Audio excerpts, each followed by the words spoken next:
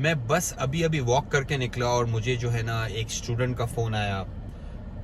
और तकरीबन वो 4 महीने पहले, राइट ओके, उसका हमने बेसिकली ना स्टूडेंट वीज़ा लगवाया था। वो कनाडा आ गया टोरंटो के अंदर। और उसने मुझे फ़ोन किया कि अली भाई यू नो व्हाट, कि मैंने जो है ना नई गाड़ी ले ली है। तो पहले तो मैंने उसको बोला कि आप बहुत मुबारक हो आपको कि आपने नई गाड़ी ले ली है। फिर जब उसने मुझे बाकी डिटेल्स बताई तो फिर मैंने अपना सर पकड़ लिया। मैंने बोला कि इस बंदे ने क्या किया ये चीज़। तो कनाडा के अंदर आपने 3 मेजर जो है ना फाइनेंशियल मिस्टेक्स को अवॉइड करना है अगर आपने सक्सेसफुल होना है लॉन्ग टर्म के अंदर। क्योंकि यहाँ पे बहुत सारे लोग इन चीज़ों के अंदर फंस जाते हैं तो लॉन्ग टर्म मतलब कि यहाँ लोन्स में फंस जाते हैं, बैड फाइनेंशियल डिसीजंस लेते हैं जिनकी वजह से इनके फ्यूचर को इम्पैक्ट करती हैं चीज़ें, राइट ओके।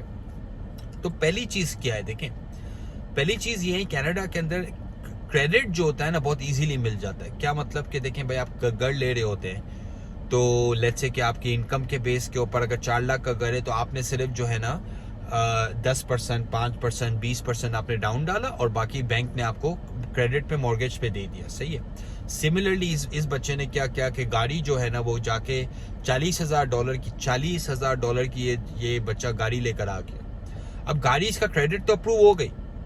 अब इसने ये नहीं सोचा कि ये गाड़ी का सिर्फ मंथली जो इसका एक्सपेंस है ना इस गाड़ी लेने के बाद, इंश्योरेंस, पेट्रोल, गाड़ी की किस्त करके $750।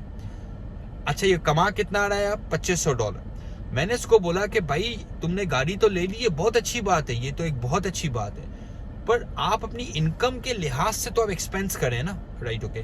क्रेडिट अगर मिल रही है इसका मतलब ये तो नहीं है ना कि इसी वजह से लोग मिस्टेक क्या करते हैं कि 4 लाख का घर लेना होता है, ले 6 लाख का लेते हैं, राइट। देखा देखी में लोगों को बोला भाई उसका बड़ा घर है, हम 6 लाख। अबे भाई, आप 6 लाख का घर ले लेते हैं, उसकी मंथली किस्तें तो आपको भरनी है ना।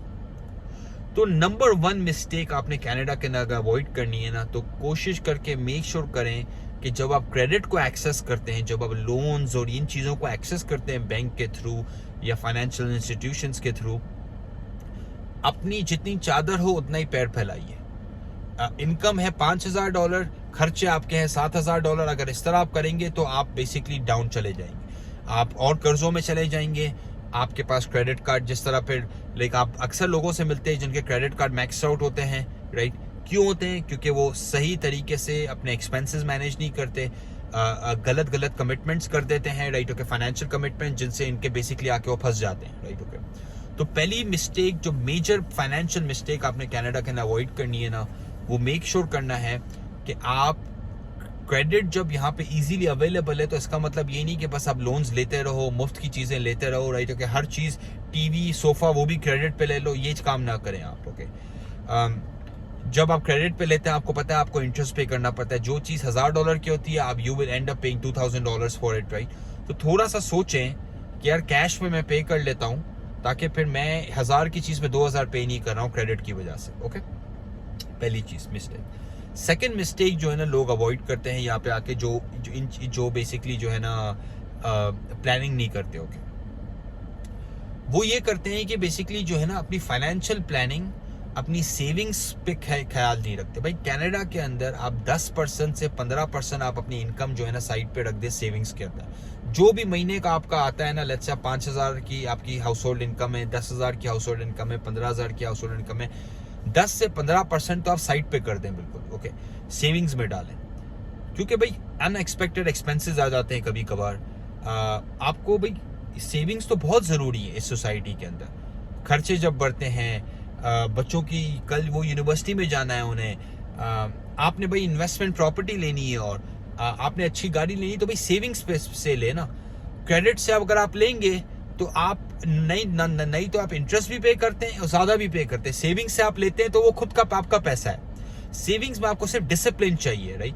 और मैं लोगों को क्या एडवाइस करता हूँ, कनाडा के अंदर बहुत ईजी है ये चीज़ करना।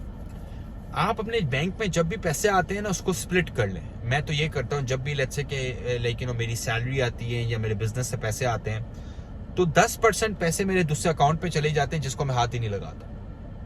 तो आप अकाउंट पे ऐसी सेटिंग कर सकते हैं कि भाई 10%, 5%, 20% आप स्प्लिट कर दें। हर जब भी पैसे आपके अकाउंट में आ रहे हो एक सेविंग्स अकाउंट में चले जाए, राइट ओके। अभी तो एक और भी बेसिकली बहुत सारे लाइक कैनेडियन बैंक्स फीचर सब सारी करती है ये ऑफर कि हर ट्रांजैक्शन पे जब भी आप पैसे स्पेंड करें ना $1 आप सेविंग्स अकाउंट में डालते हैं। तो होता ये कि आप ध्यान नहीं रखते, पर इसी तरह स्लोली आपकी सेविंग्स जो है ना ग्रो करना शुरू कर देती है, राइट। जब सेविंग्स ग्रो करती हैं, आजकल देखिए रियल एस्टेट की मार्केट बहुत अच्छी है। आपके पास $1,00,000 अगर पड़ा हुआ है, $1,00,000 से आप 5 लाख का घर ले लें जो 2 साल के अंदर 6 लाख का हो जाएगा। तो आप समझे कि पैसा आपको किस तरह और पैसा बनाने में हेल्प करता है। पर जब आपके पैसा नहीं होता तो आप ये चीज़ों का एडवांटेज नहीं ले सकते। तो सेव करें पैसे, ह्यूज लाइक मेरी एडवाइस होगी सब लोगों के लिए कि भाई सेव करें खुदा के वास्ते। आप लाइक 10 से 20% जो भी आपकी इनकम होती है आप इन्हें सेव करें। ओके, तीसरी मेजर चीज, राइट, ओके, जो कनाडा में नए इमिग्रेंट्स बहुत मिस्टेक करते हैं, ओके, क्रेडिट कार्ड्स को अवॉइड करें। कोशिश, मैं समझता हूं कि आप क्रेडिट कार्ड्स के थ्रू अपनी क्रेडिट बिल्ड करते हैं, पर मैं इतने सारे नए बच्चों से मिल चुका हूँ, स्टूडेंट से मिल चुका हूँ जिन्हें ये पता नहीं होता भाई क्रेडिट कार्ड आपके पैसे नहीं होते, आप किसी से बोरो कर रहे होते पैसे। 20% इंटरेस्ट, 21% इंटरेस्ट है, राइट, खतरनाक इंटरेस्ट रेट है। $1,000 $2,000 मेरे पास ऐसे स्टूडेंट में मिल चुका हूँ। 5,000 का credit card like max out है, 10,000 का क्रेडिट कार्ड मैक्स आउट है। भाई क्रेडिट कार्ड, राइट, ओके, कोशिश करके कम से कम यूज करें कनाडा के अंदर, राइट, ओके।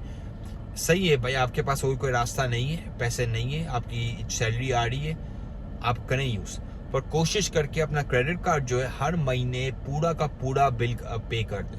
क्योंकि आप जब पे नहीं करेंगे तो हो ये रहा है कि $500 आ जाए, अगले महीने ये बन गए 500 प्लस इंटरेस्ट, उसके बाद वाले महीने उस इंटरेस्ट के ऊपर और इंटरेस्ट आप पे करें, तो हो ये रहा है कि आपकी डेट जो है वो बढ़ती जा रही है और आपके लिए और भी हार्ड हो जाएगा, मतलब कि उस डेट को पे ऑफ करना, राइट।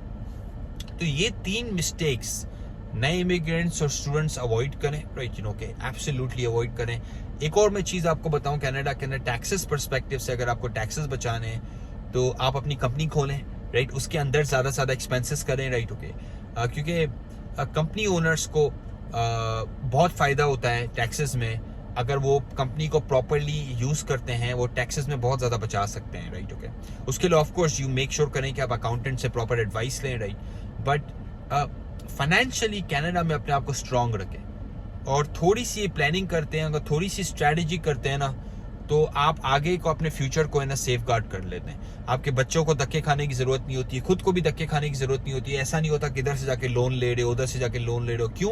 क्योंकि फाइनेंशियल डिसिप्लिन की वजह से आप और आपके बच्चों के पास सेविंग्स हैं, आपके पास लाइक सारी चीज़ें आपकी in financial house in order है, तो आप तरक्की भी जल्दी करेंगे, राइट।